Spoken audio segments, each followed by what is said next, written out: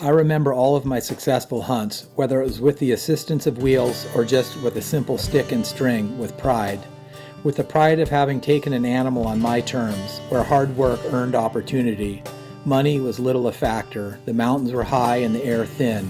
Camp was either a lonely place, ripe for self-reflection, or shared with a close friend with similar values. My journey to traditional archery has been a personal search for a closer connection.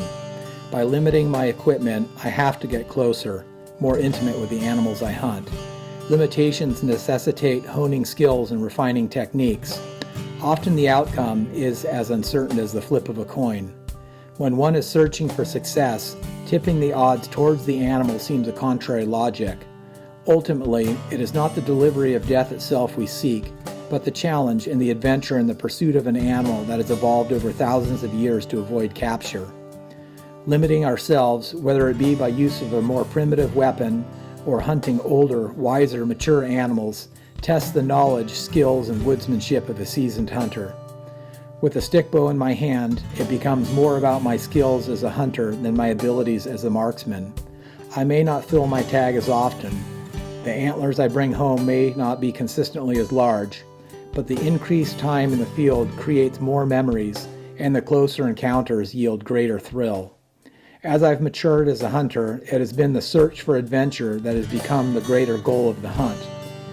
How I do it has become more important than if I was successful doing it. Do not, however, think for a moment that I feel I've arrived, that I have reached the pinnacle.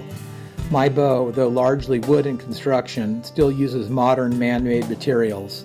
My arrows are carbon, my broadheads machined from a solid piece of steel. There is still plenty of room for further limitations. Stone arrowheads, a bow carved from a stave, and wood arrows harvested and hand-straightened. The choice of weapon does not matter to me. We are all hunters.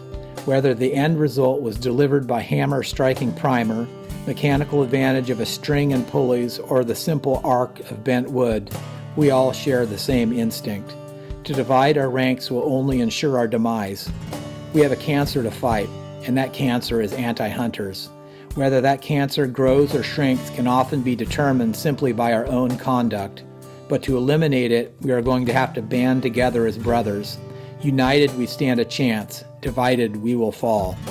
And with that, a heritage that has survived for untold thousands of years. If we lose sight of that as we quarrel amongst ourselves about our own choices of equipment, that would be a tragedy that would be near impossible to undo. If you don't believe it is possible, look at the continual dwindling opportunities and restrictions. Support your fellow hunter, no matter what he carries.